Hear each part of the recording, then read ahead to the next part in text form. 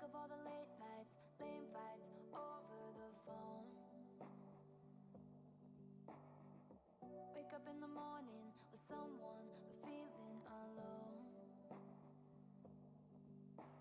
A heart is drawn around your name in someone's handwriting, not mine. Or sneaking out into town, holding hands, just killing time. Your past and mine are parallel lines, stars all aligned, and they intertwined. And taught you the way you call me baby, treat me like a lady. All that I can say is, all of the girls you loved before made you the one I've fallen for. Every dead end street led you straight to me. Now you're all I need. I'm so thankful for all of the girls you loved before. But I love you more when I think of all the makeup, fake love out on the town. Crying in the bathroom for some dude whose name I cannot remember now. Secret jokes all alone, no one's home, 16 and wild. Or breaking up, making up, leave without saying goodbye. And just know that it's everything that made me. Now I call you baby, it's why you're so amazing. All of the girls you loved before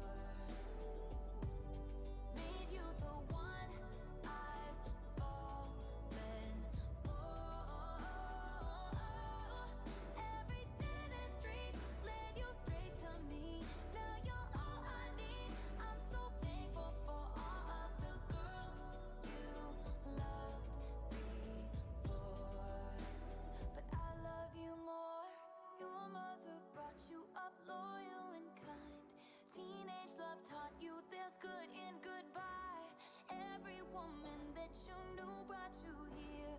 I wanna teach you how forever feels. At the girls you loved before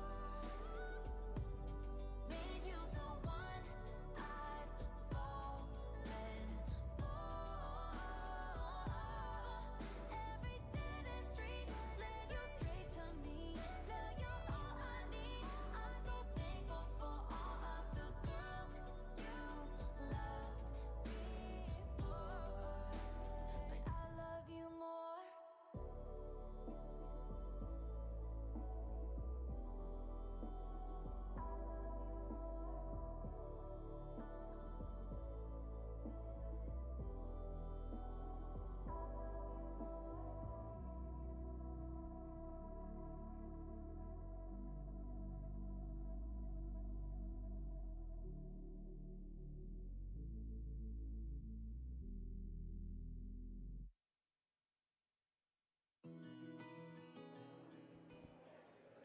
Hello, can you hear me okay? Thank you. Thank you. I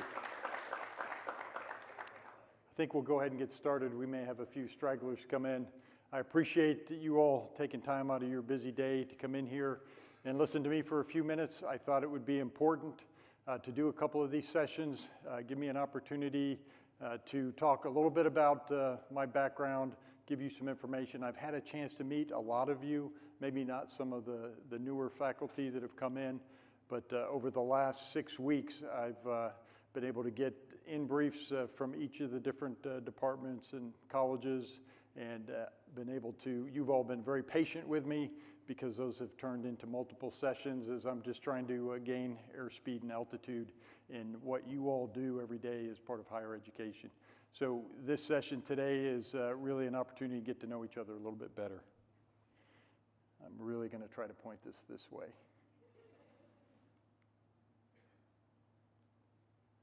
Let's see, point harder. There you go. So for the agenda, my background, then I'll talk a little bit about leadership as I see it, priorities, actions, goals, and then there will be an opportunity at the end. If you have any questions on anything, please keep those in mind, and then I will do my best to field questions. And anything I can't answer adequately in my 6 weeks of vast experience, I will take some notes and we'll send out a follow-up information for everybody. This is also being live streamed, recorded, so that people that are out at satellites can look at it, listen in, and also so that somebody that's busy, that all those people that are out there teaching students right now have an opportunity to look at it later. So I was born in upstate New York, a town called Elmira. And for those of you that know about Andersonville, that's about an hour and a half from here southwest, which was during the Civil War, the Confederate prison for the Union soldiers. Elmira, New York, was the Union prison for Confederate soldiers, one of several, but it had the same bad reputation as Andersonville does. But my uncle, my mother, cousins were correction officers at the prison that still exists today in Elmira. And if I had not decided to join the Army, I'm pretty sure I would be a correction officer. I'd probably be a retired correction officer by now. I joined the Army when I reported in on day one at West Point. You swear into the Army. So started in 1981 and served a 35-year career. They don't count West Point towards retirement. But, and then I left in 2021, retired from the military. I would still be serving today if they would let me. And in some way, I feel like this is an opportunity to continue to serve. But I left and went to work for the U.S. government overseas as a senior defense contractor. Great opportunity to continue to advise, assist our U.S. military, other Middle East partner militaries overseas, and love that work because I worked with about a team of 80 retired lieutenant colonels, captains from all the different services, our U.S. military retirees, and then with our partners from the Middle East and their militaries. I've been married for 37 years as of 2 days ago, and yes, thank you. Yeah. And then 2 sons who both served in the military. Both of them went to West Point. My oldest son retired, left service. He did his 8 years of mandatory service after graduating, and was an engineer officer, Alaska, Iraq, ended up at Fort Bliss, Texas. And so he's out of the service now. My youngest son, infantry, and is just now going through Special Forces training out of Fort Bragg. So luckily he's not too far away. Now, my daughter was really close. She was in Savannah, and we were excited we were going to be together. And then about a month ago, she moved overseas to Germany with her husband, who's in the military. And we're excited to be able to go visit them at Christmas time and hang out in Germany. So that'll be fun.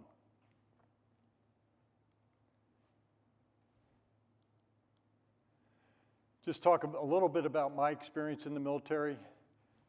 Commanded 8 different units from when I was a lieutenant up to major general. The Army drill team traveling around the country, support of Army Recruiting Command and overseas. An infantry company in Hawaii and division headquarters company also in Hawaii. And interestingly, when I was a division headquarters company commander, we deployed to Haiti for Operation Uphold Democracy. And one of the officers in my company of about 450 soldiers, troops in that command, was a Lieutenant Colonel Bill Caldwell. And so he kind of worked for me is what I say, but he probably wouldn't agree with that. But he was in my company, and I was responsible for taking care of him while he did his mission at the time. He was a battalion commander, but he left his battalion and worked under the U.S. Embassy in Haiti, putting his White House fellowship to good use. I commanded a Ranger Training Battalion. I had 5 different tours of duty at Fort Benning, Georgia, Columbus. And when I realized, coming from upstate New York, that it's not always cloudy and rainy, although it seems like the past week it has been down here. But I love the Georgia heat and humidity.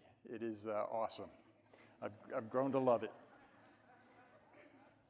the Ranger Training Battalion, and then as a colonel, I commanded 2 brigades of Warrior Transition Brigades, standing that up at Walter Reed Army Medical Center, really helping take care of our wounded, ill, and injured soldiers, many of them coming back from being injured in Iraq and Afghanistan. And then Infantry Brigade at Fort Benning, and then as a Major General commanded the Joint Modernization Command out at Fort Bliss, Texas, running large exercises, had an Armor Brigade combat team, but really helping test and evaluate new weapon systems, equipment, vehicles, platforms, anything the Army was trying to get out into a field environment and get feedback from units, from soldiers about how well it performed so they could make decisions on where they were going to spend money for new equipment. And then my last command was Division East of 1st Army, and a great assignment, 5 brigades, 52 battalions spread across the eastern half of the United States because there was a Division West, and spent a lot of time with our Army National Guard and U.S. Army Reserve forces in the eastern part of the United States. And over that 2 years, our team of 3,500 troops were able to validate and certify over 100,000 National Guard and Reserve troops that were doing worldwide missions. So they would get certified and then head out to do those missions. So three times I had the opportunity as a general officer to command forward headquarters. I commanded when I was with 1st Armored Division as their deputy for 6 months. I went forward to Jordan and commanded the CENTCOM forward in Jordan, really focused on working with our Jordanian partners to deter Syrian ISIS coming south in Syria and protecting the border. And we actually were able to do some strikes against those forces as they were coming south. And then Army Central Command forward in Kuwait. Most of that mission, leading that forward headquarters for a year, was supporting providing operational logistical sustainment support to all our troops that were in Iraq, Syria, and Afghanistan at that time. And then we also did training and exercises with 17 different partner countries of the Middle East, Central, South Asia. So a lot of opportunity to travel around. And then 5th Corps forward was my last assignment in the Army. I spent a year at Fort Knox standing up a new Corps forward headquarters. This is after Russia went second time into Ukraine. And that Corps was focused on Europe. And then I spent most of that year in 9 different countries of Eastern Europe at standing up our forward headquarters in Poland. So a lot of fun. 6 operational deployments. These weren't like always fun, but Haiti, 3 times in Iraq, Jordan, Kuwait, lived 7 years total in the Middle East. Bottom line, 50 different countries over my career that I had the opportunity to go work in. Military travel, not necessarily get to see the great parts of those countries, but going in to really engage our military, our allied partners in those countries. But loved my career. Like I said, I would keep doing it if I could, and feel like this is an opportunity to do that. I think what he does back there is he looks at me, push the button, and he's like, okay, I got it. I'll just move it forward. He hasn't figured it out yet. My education, West Point, interestingly, I've had for the last 40 years rolled up in a tube my West Point diploma. And I was coming here, and I was like, I'm going to be in an educational environment. I probably should put something on my wall, get rid of all this military stuff, but I could put up a nice educational diploma. So I have those on my wall, and I was hanging it on my wall, and I looked at it, and the commandant at that time that signed my diploma was a guy named Peter Boylan. So and I did actually meet him once. Well, I met him twice. Once I asked him, I was the honor representative for our company at West Point, so about 130 cadets over 4 different years, and I asked him to come speak to us about honor and integrity in the Army, give us some real examples of things throughout his career. So I went and met him at his office and escorted him over to the conference room, and then after that took him to his quarters, which were just next to the barracks. And so we talked a little bit on the way, but he never would know who I was.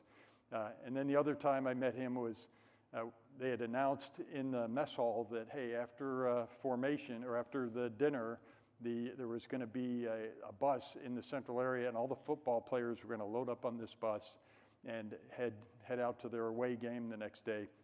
So please come on and cheer the football players on as they head out. And I was, after dinner, went back to the back to my room and was sitting in my room, and I heard someone yelling out in the hallway. And I went out to the hallway, and he was down there just chewing out cadets to get outside and cheer that football team on. And from the stories I've heard, he continued that tradition somewhat when he was here. So very high energy. I obviously ducked into my room and hid and waited till he passed by. My degrees, so West Point, and then 9 years later, earned a master's degree in human resource management. So I was an infantry officer, but I was hopeful that by getting a human resources degree and getting a couple of assignments in human resources, which I did, worked at our Army Human Resources Command as an assignment officer, managing assignments for infantry officers, and then also was a brigade S1, a personnel officer for the 75th Ranger Regiment. I thought that someday when I retired, I would be going to the HR business, which didn't quite work out for me. But I also had a professional certificate, total quality management, and then 17 years later, went to our war college as selected as a colonel and went to National Defense University. And then as a general officer, the Army sent me to a couple of these executive education courses at Wharton and USC. Talk a little bit about leadership and just give you some of my perspective on it. It is important for me to be an inspirational servant leader, and that means you all don't work for me, I work for you. That means that my job is, for guys like Nelson Kraft, is to enable his success, work with him, identify what he needs to better do his job, to better support his team, and work those things to make sure he's got what he needs and can be more effective at his job. That's servant leadership. Team of teams. There's a teams at multiple levels. I have a team of senior leaders, the senior vice presidents that I work with. There's teams of, and these are teams I need to build trust and relationships with and meet with and talk and get to know key representatives from teams at different levels. Team of students. We've got our Corps of Cadets leadership that's kind of a natural fit for that team. Team of faculty, team of staff, team of alumni, team from the community. Those are all teams and key people that I need to meet with every now and then and get a sense of how things are going, what I can do to better enable, what their questions are, what their concerns are, but how can I enable their success in what they're doing.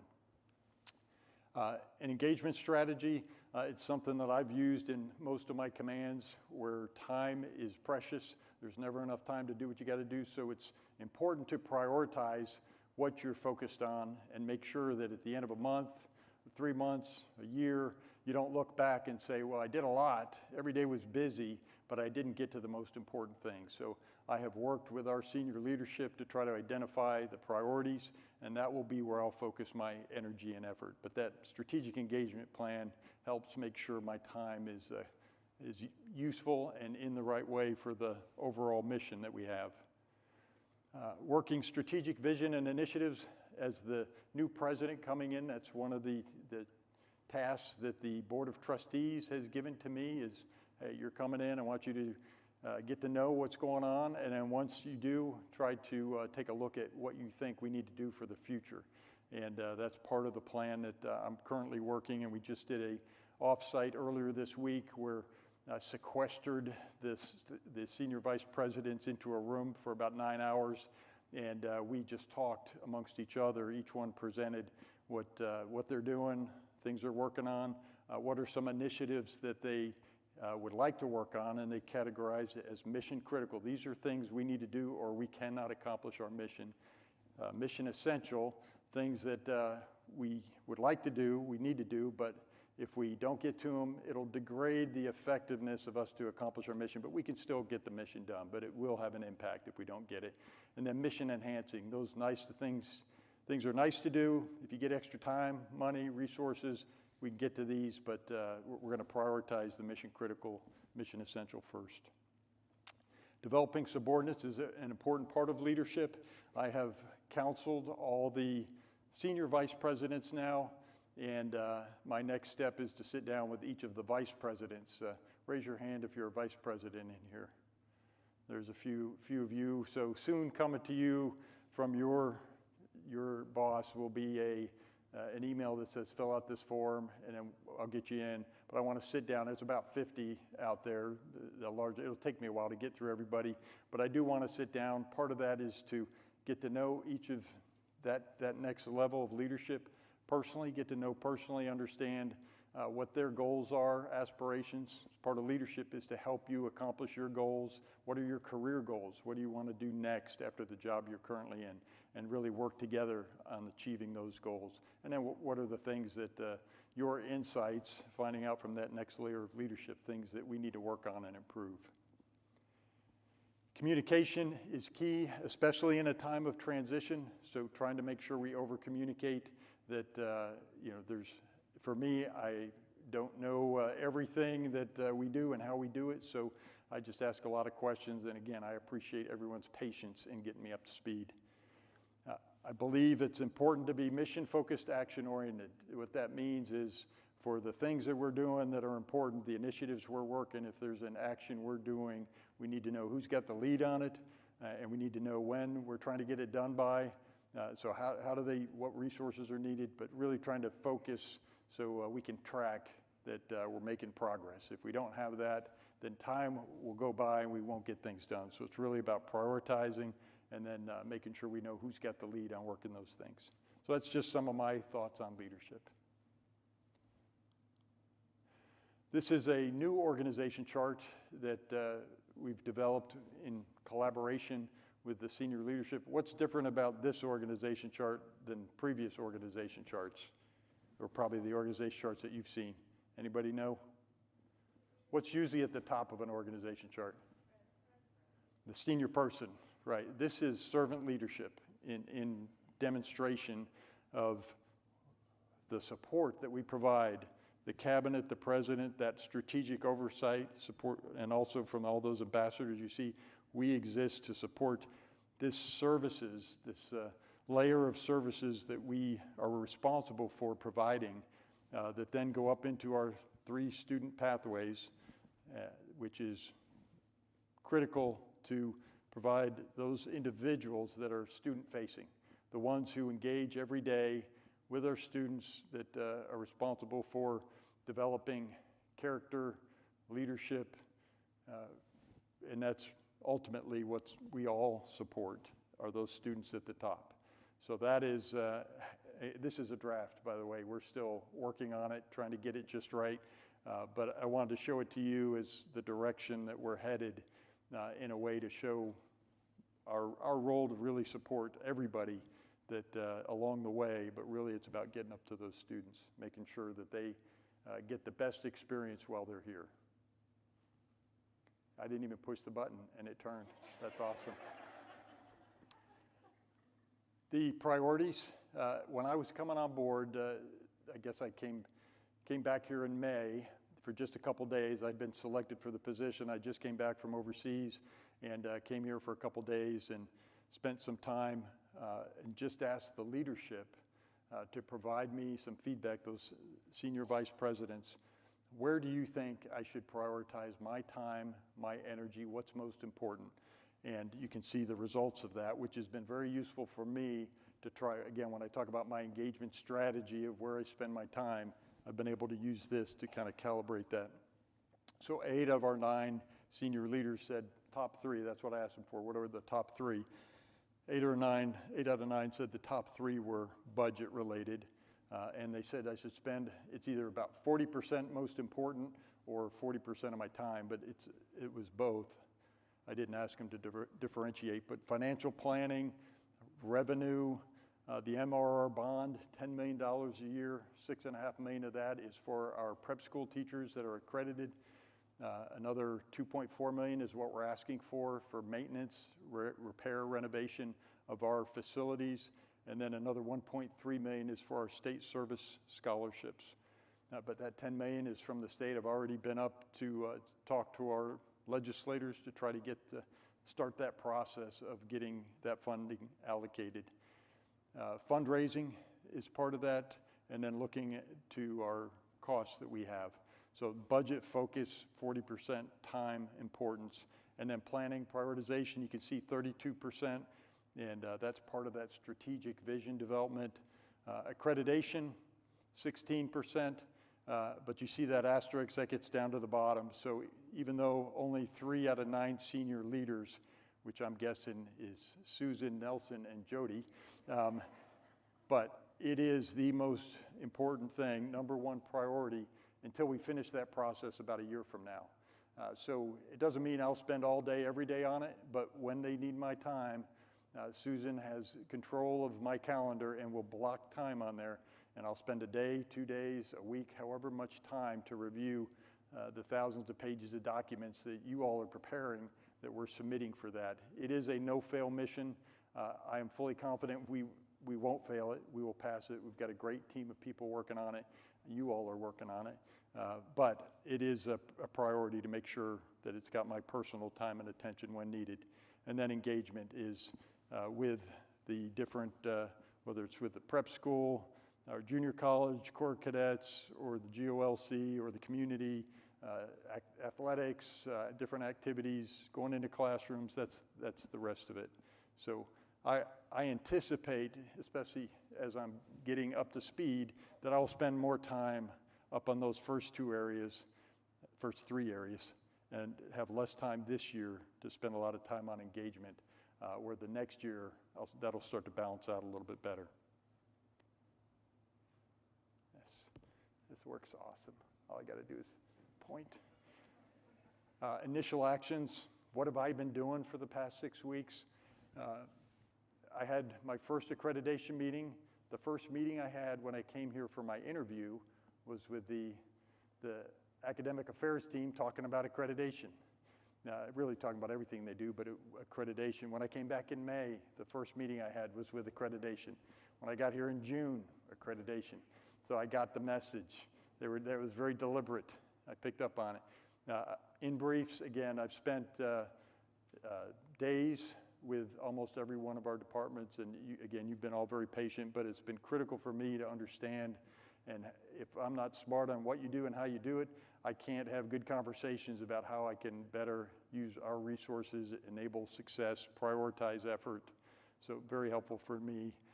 Counseling, engagements, next week in our first engagement, we were successful. Again, we're fighting for $10 million of our budget, and the people we met up there, we invited them, the staff up at the Senate, OPB, the State of Georgia Office of Planning and Budget, we invited them down here, and next week 4 of those staff members will come down here to visit GMC, and I believe that building those personal relationships, getting people down here to talk to you, to talk to our students, cadets, see us in action is our best chance to win that money for the future, because they will see how special what we do and how you all are, and that will help them advocate for us. So we'll see if that turns out to be accurate, but it is certainly great to get them down here, and once we get somebody here, I think it carries the day.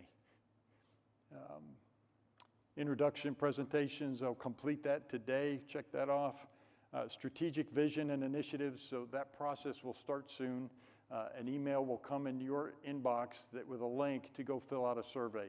And I encourage you all to take the time to fill that out. It's designed to inform this strategic vision process, asking, how are things going? What can we do better? Get your thoughts on it. There's some things we'll have you evaluate to determine how, the range of how well we're doing in certain areas. But then some of it is just asking for your comments. And we'll take that, sort it all out. And then we have a Tiger team that some of you are involved in. We've got representatives from each of those teams I talked about in that Tiger team. And then we'll take the results of that survey, go over it with that team, get some feedback, and then we will go meet with each one of these layers of teams, students, faculty, staff, alumni, community, parents, and give them the results of the survey, get their feedback. We'll adjust all that. We'll come up with some actions, initiatives that we need to do to address specific areas based on that feedback from the survey. Then we'll go back, Board of Trustees is part of this process too, but we'll go back through those teams again with, okay, here we've got all your feedback, your input, here's what we think we could do, get feedback. So it'll take several iterations to work our way through that process over months because of the 8 different teams we're trying to communicate with. But that input is important because it's going to inform the strategic plan that we'll have that will be near term, the things we're working on now and we'll do for the next year, midterm, next 2 to 3 years, and then long term, 3 to 5 years. And then every year we will be meeting to see how we're doing and adjusting it based on things that we need to change priorities. But a lot of that input we pulled initially out of the senior leaders at the offsite earlier this week. We got their input on things we need to do. Now we'll get the survey input. We'll put that together, and that's what the Tiger team will start to work with to figure out what we need to do for the future. So I'm excited about it. It is something we have to work through, and then it's just part of the process of continuous improvement of any professional organization is bottom-up feedback and creating a plan, prioritizing effort, and getting after it. There are a couple things that are also going on that are part of strategic vision, but we're going to make sure it's all linked together. But these are already in progress. As part of our accreditation reaffirmation process, you have a 10-year window, which you can, and we're at about the 5-year mark, you have to develop a quality enhancement plan. Then you have 5 years to develop and then 5 years to implement it. So we've developed it. We're now writing lesson plans, but it's about learning to lead yourself, and it's really teaching our students personal finance, job preparation skills, some of that stuff that's going to be valuable to them out in the workforce, out in life, and great initiative, but it's part of this reaffirmation process. It's just we want to make sure we're nested within the strategic vision. Same for the theme for the school year. What are we for? Go back to that slide, organization chart. What are we for? We are for those students. But that will be part of what we emphasize throughout the year. And then fundraising. This is a lot of the work that I've been doing. I've done a little work on fundraising, but the more I get this done, the more time I will spend on fundraising. It is one of those areas that if we're trying to develop corporate partnerships, it's not something I think can be effectively delegated down. Couldn't ask Nelson to run around. I mean, I could ask him to do that. But as the president, if I personally go and meet with, today I was talking to one of the senior people at Chick-fil-A at this reception, and it was like, hey, where are you? Atlanta. I want to come have lunch or dinner with you. I want to talk to you. That's a great partnership that what we would like to do is have the president, CEO of Chick-fil-A come here, talk to a class of prep school students, talk to a class of junior college students, business, economics, but talk to them about what they do, share what's made them successful. I think that's something that people enjoy doing, being able to share that kind of in a small group setting. And if we can get them here and then we introduce them to the rest of students and faculty and staff and get them excited about what we do, then I think we can develop a really, really good partnership. So that's the kind of fundraising that I need to be out doing, is going knocking on doors. Every 10 doors I knock on, one person will meet with me.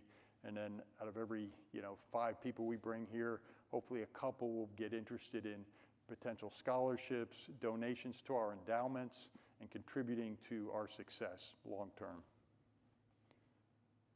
Thank you. The long-term goals, these are all being shaped right now by this effort I talked about. Offsite, survey, Tiger team, and then several iterations of working through teams to develop initiatives. So we're working that.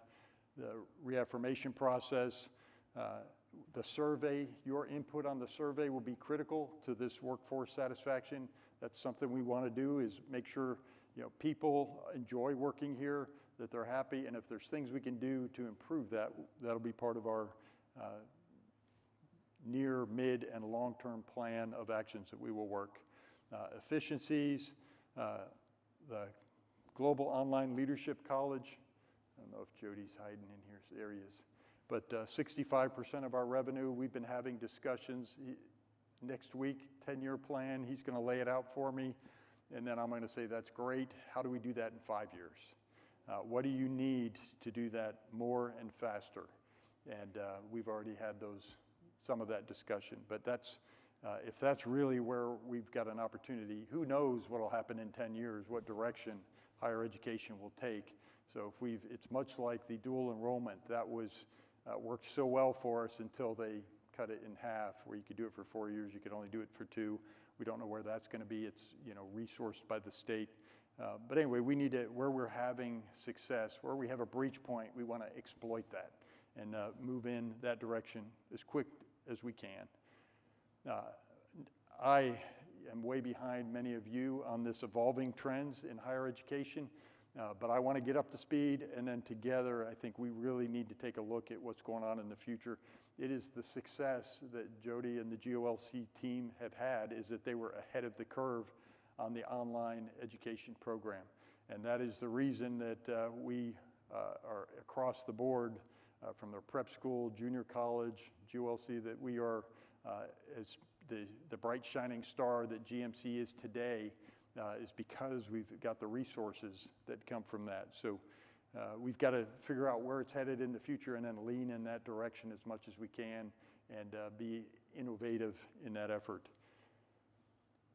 So the more we have for revenues, for fundraising, the more we can do for our financial stability, salaries, services, facilities. So it is, again, my focus is revenues and fundraising to get more of that. And this is just my view of our 3 major lines of effort. And I personally and the rest of us support these 3 lines of effort. The Junior College Corps of Cadets is our legacy. The preparatory school is our community, and many of you have or have had children in the prep school. And then the Global Online Leadership College is really our innovation. And all 3 of those are critical. We cannot sacrifice any one of those. They are all equally important, what I would call the triumvirate. And our goal is to continue to sustain a high level of performance, effectiveness, efficiency in all 3 of those areas. That's just how I view it. All right. And I just show you this when we went up to brief the staffers at the State of Georgia Office of Planning and Budget and the Senate Budget Office. I think we're going up to the House Budget Office in a few weeks. But this was the flyer we took up there to show them and talk them through some of the things that we're doing. And, who we are, our success that we're having, both in enrollment, graduation rate, AP exams, with individual accomplishments, athletic accomplishments, and that team of 4 staffers from that group that will come out here on the ground will get to see that, touch it, feel it, and hopefully embrace it and advocate better for us for that $10 million that we fight for every year. I just showed that to you to show we're doing some great things, but what we do helps us when we go fight for money. It'll be these kinds of things that we'll put together that when I go to knock on doors for fundraising will be critical. And that's it. Now, I'm open for your questions. Again, I appreciate your time. I know you all are busy, so the fact that you came in here to learn a little bit more about me and kind of what I've been picking up over the last 6 weeks is important. And we have a couple of microphones. It has to be on the microphone because of the live and recorded demonstration, so they pick up what you're saying. So if you have a question on anything, please raise your hand. And again, I will do my best to try to capture it, and whatever I don't have, we'll take a note and follow up with. So any questions from anyone? I'm sure there's some people online that have lots of questions right now, but unfortunately, they can't get in. Okay. I will not hold you hostage here. I appreciate your time. Thank you for what you do every day. It is, for me, an incredible place to work. I don't really feel like it's work. When I come in here to a great mission with great people that enjoy working together, and we're trying to accomplish something as important as providing hope and opportunity to students, that is there's nothing but feeling good about that every day. So I don't really think of it as work. And I appreciate everything you all do to contribute to that effort. And I look forward to working with you, getting involved and helping you, getting your feedback and helping enable your success. So thank you so much for your time. Have a good day.